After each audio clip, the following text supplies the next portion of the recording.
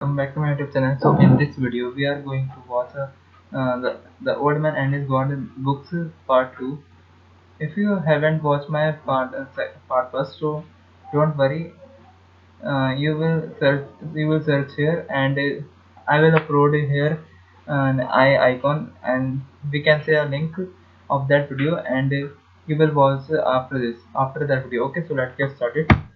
So, page 3. By this time, Tulsi managed to control her emotions, and breaking into tears, she replied, Amma, with such difficulty, I had saved some money and bought a pair of gold bangles and a chain for myself.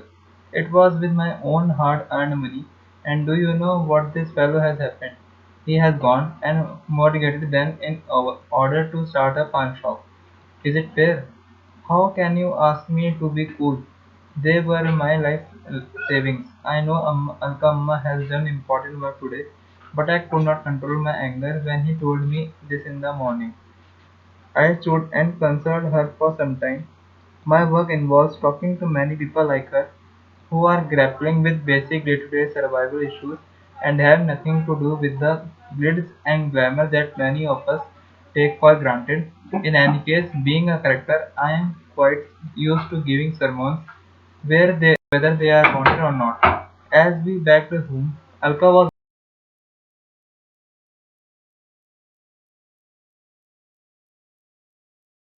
As we walked back home, Alka was very quiet. I assumed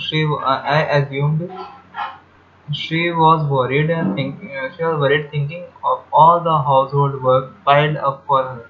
Affectionately, I said, "Don't worry about this cooking and other work. I will help you now, and I am sure Tulsi will back in the evening." These people talk freely about their feelings and hence forget past too. I bet by tonight Tulsi will have made up with her husband and even go off to watch a movie with him. By this time we had entered the flat, and I made up my way to the kitchen to wash the vessels. I am not a very good cook, but I am definitely proficient in washing up. Alka said she would make some tea for us and went to the other corner of the kitchen. To my surprise, after a while, I heard sounds of sobbing coming from her. She was trying hard to suppress them, but the tears were coming down fast. I walked up to her and laid a hand on her shoulder. The moment I touched her, Alka broke down and started crying openly. Yes. So page 4, Alka broke down and started crying openly. Alka, please don't be so upset. You should not be so sensitive about what happened to Tulsi. I am not worried about Tulsi. I have just realized today that my state is worse than hers.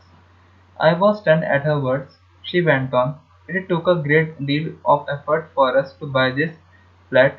You realize how expensive it is, and I gave every paisa from my salary towards the payment. This flat may represent my life savings, but do you know what my husband did? One day when he was not here, there was a registered letter for him from the bank. I opened it to find that he has mortgaged the flat which we bought in his name for income tax reasons to the bank. His business was not doing well and he needed extra money desperately, but he did all this without telling me anything. I was furious. If we lose this flat, where shall we go? But we lived in civilized society, so I could not shout and scream at him. I could not raise my voice and abuse him as a neighbors would then knew me that we were fighting. I have been keeping all this anger inside me for a long time. So she is better off than me.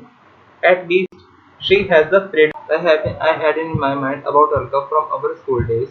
As a bold, confident orator lay woman, she was nothing but an ordinary, meek and effectual woman, unable to stand up to her husband and fight for her rights. To change the I asked her, "What are we going to speak about at the seminar today?"